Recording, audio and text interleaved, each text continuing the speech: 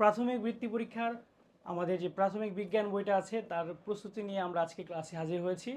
আমি হাসিবুল হাসান আকাশ স্যার আপনাদের সাথে আছি। আপনার সন্তানের প্রাথমিক বৃত্তি পরীক্ষা যে কোনো ধরনের সাহায্য নিয়ে আমি ইনশাল্লাহ আপনাদের পাশে আছি আগামী সম্পূর্ণ যে 6 মাস বাকি আছে।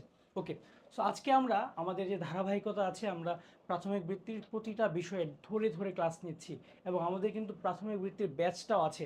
আপনারা যারা প্রাথমিক বৃত্তির ব্যাচ নিয়ে জানতে চান অবশ্যই আপনারা কমেন্ট চেক করবেন, আমাদের ফেসবুক পেজে মেসেজ দেবেন অথবা আমাদের হোয়াটসঅ্যাপে মেসেজ দেবেন। সো আজকে আমাদের বিজ্ঞান বইয়ের যে একদম প্রথম অধ্যায়টা আছে সেখান থেকে আমরা শুরু করবো এবং আমরা কিন্তু প্রতিটা অধ্যায় ধরে ধরে ইনশাল্লাহ শেষ করে দিব। সো আমাদের যে প্রথম অধ্যায়টা আছে সেটা কি, জীবের আবাসস্থল। আচ্ছা, এখানে আমাদের জীবের আবাসস্থল পড়ার আগে আমাদের কি দুইটা জিনিসের কনসেপ্ট খুব ভালো মতো জানতে হবে। সেটা কি, জীব আর হচ্ছে কি জড়বস্তু। তো জীব মানে কি, যার জীবন আছে। জড়বস্তু মানে কি, যার জীবন নেই, যেটা নড়তে পারে না, খাবার খেতে পারে না, চলাচল করতে পারে না, সেটাই কি জড়বস্তু। ওকে, সো এখানে আমরা দেখি কি বুঝিয়েছে, উদ্ভিদ এবং প্রাণীসহ আরও অনেক বিচিত্র রকমের জীব নিয়ে জীবজগৎ গঠিত। জীবজগতে বিচিত্র ধরনের উদ্ভিদ এবং প্রাণী আছে। সো আমরা এটা দেখতে পেলাম যে উদ্ভিদ আর প্রাণী এই দুইটা জিনিস নিয়ে কিন্তু আমাদের কি জীবজগৎটা এটা কিন্তু গঠিত। সো আমাদের উদ্ভিদ, আমরা আমাদের জীবজগৎটাকে দুইটা ভাগে ভাগ করতে পারি। উদ্ভিদ আমরা চারপাশে যে গাছপালা দেখি, আর প্রাণী আমরা কিন্তু অনেক ধরনের প্রাণী দেখি। কোনো কোনো জীব স্থলভাগ বা মাটিতে বসবাস করে, যেমন এই যে আমরা মানুষেরা, গরু, ছাগল, ভেড়া, আমরা কি স্থলভাগে বাস করি। আবার কেউ পানিতে বা পানিতে বসবাস করে, যেমন আমরা মাছ দেখি। হ্যাঁ, এরা কি পানিতে বসবাস করে। আবার কেউ কেউ আছে যারা মাটি এবং পানি উভয় স্থানে বসবাস করে, তাদেরকে আমরা কি বলি, উভচর প্রাণী। তাদেরকে আমরা কি বলি, উভচর প্রাণী। এই উভচর প্রাণীর মধ্যে কারা কারা আছে আমরা যদি দেখতে পাই, আমরা কি দেখব, কুমির।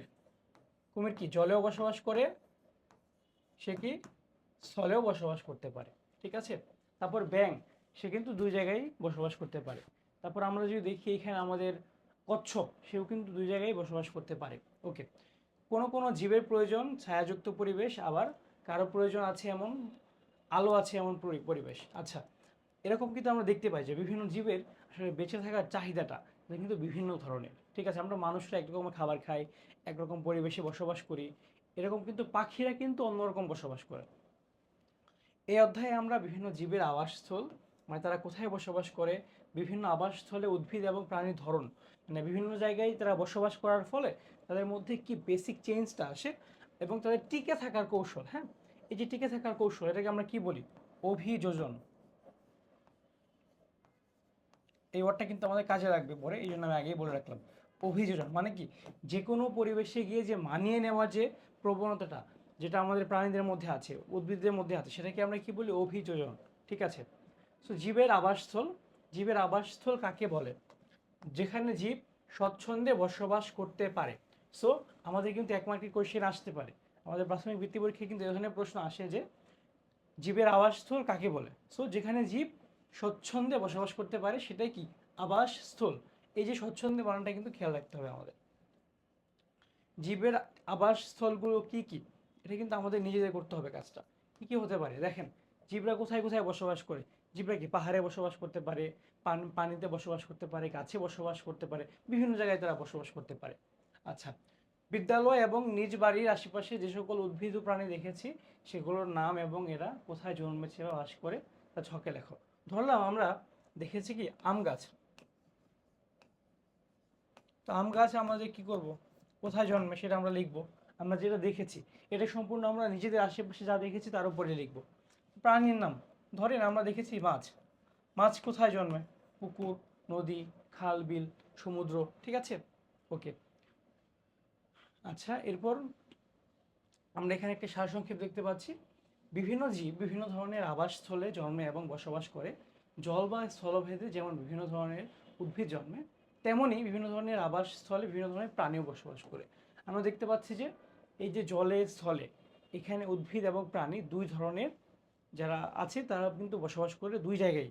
ঠিক আছে, বিভিন্ন আবাসস্থলের মধ্যে এখানে আমরা দেখি বিভিন্ন আবাসস্থলের বিভিন্ন ধরনের উদ্ভিদ ও প্রাণী সম্পর্কে আরও কিছু জানি। আমরা দেখি জীবের বসবাসের জন্য বিভিন্ন ধরনের পরিবেশ আছে। আমরা যদি আমাদের নিজেদের পরিবেশের দিকে তাকাই, বিড়াল একভাবে থাকে, কুকুর একভাবে থাকে।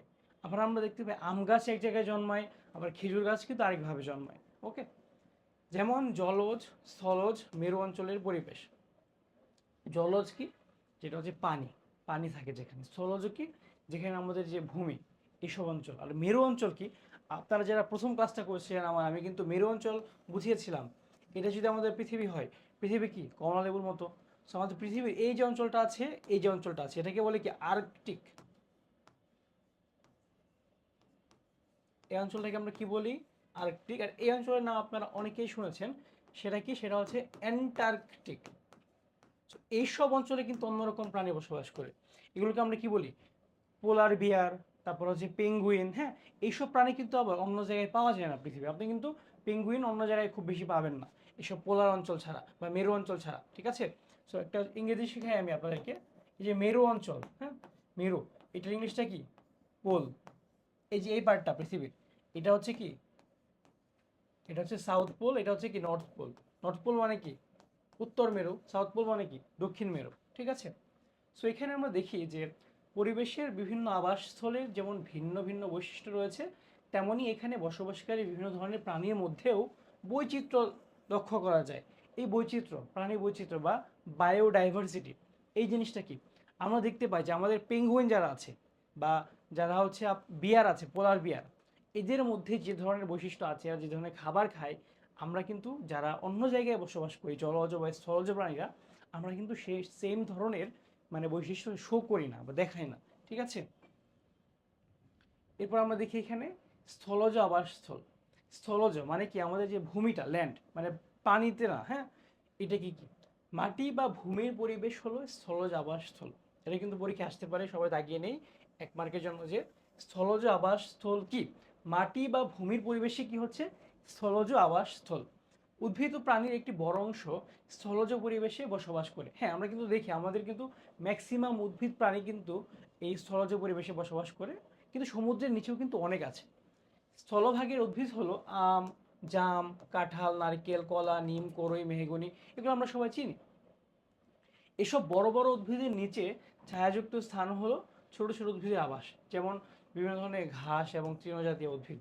আমরা কি দেখতে পাবো, একটা বড় গাছের নিচে গিয়ে দেখবো কি, বিভিন্ন ধরনের ঘাস, বিভিন্ন ধরনের উদ্ভিদ আছে যেগুলো শুধু স্যাঁতস্যাঁতে বা ছায়াযুক্ত স্থানেই কিন্তু হয়। তোমরা কিন্তু অবশ্যই খেয়াল করেছো এটা। স্যাঁতস্যাঁতে ভেজা এবং ঠান্ডা স্থানে জন্মে মস এবং ফার্ন জাতীয় উদ্ভিদ। এটা কিন্তু আমাদের একটা আশার মতো, যে মস ও ফার্ন জাতীয় উদ্ভিদ কোথায় জন্মে। মস ও ফার্ন জাতীয় উদ্ভিদ কোথায় জন্মে, এগুলো হচ্ছে স্যাঁতস্যাঁতে বা ভেজা জায়গায়। তোমরা যদি মানে পুরাতন কোনো বাসার প্রাচীর প্রাচীর বা দেয়াল দেখো, সেখানে কিন্তু এই ধরনের উদ্ভিদ খুব ভালো মতো খেয়াল করবে। ঠিক আছে, কোনো কোনো উদ্ভিদ আবার বড় উদ্ভিদের গায়ে আশ্রয় নিয়ে বেঁচে থাকে। হ্যাঁ, তোমরা দেখবে বিভিন্ন ধরনের উদ্ভিদ আছে, বিভিন্ন ধরনের ফুল গাছ আছে, তারা কি নিজেরা বাঁচতে পারে না একা, তারা অন্যদের উপর ভর করে বাঁচে। যেমন অর্কিড, বিভিন্ন ধরনের ফার্ন। আবার প্রাণীদের মধ্যে রয়েছে মানুষ, গরু, ছাগল, হাতি, বাঘ, শেয়াল, হাঁস, মুরগি, বিভিন্ন ধরনের পাখি, ইঁদুর, কেঁচো, পিঁপড়া। হ্যাঁ, আছে এগুলো। স্থলজ আবাসস্থলের মধ্যে অনেক বৈচিত্র্য রয়েছে, যেমন বনজ, মরুজ, তৃণভূমি। আচ্ছা, বনজ মানে কি, আমাদের এই যে বন জঙ্গল যেটা সেটা। মরুজ কি, মানে মরুভূমি, যেটা মরুভূমির অঞ্চল। তৃণভূমি কি, যেখানে প্রচুর পরিমাণে ঘাস টাস পাওয়া যায়, সেই অঞ্চলটা। ঠিক আছে, ওকে। সো আমরা আজকে ক্লাসটা বড় করব না। আমাদের প্রাথমিক বিজ্ঞান বইয়ের যে প্রথম অধ্যায়টা আছে, সেটার প্রথম পার্ট এখানেই শেষ হলো। এই ক্লাসটা করার পরে তোমরা যারা যারা পরের ক্লাসটা করতে চাও, অবশ্যই আমাদের ফেসবুক পেজ, আমাদের ইউটিউব চ্যানেলে যুক্ত থাকো। ইনশাল্লাহ পরবর্তী ক্লাসগুলো আসবে। ধন্যবাদ সবাইকে, আসসালামু আলাইকুম।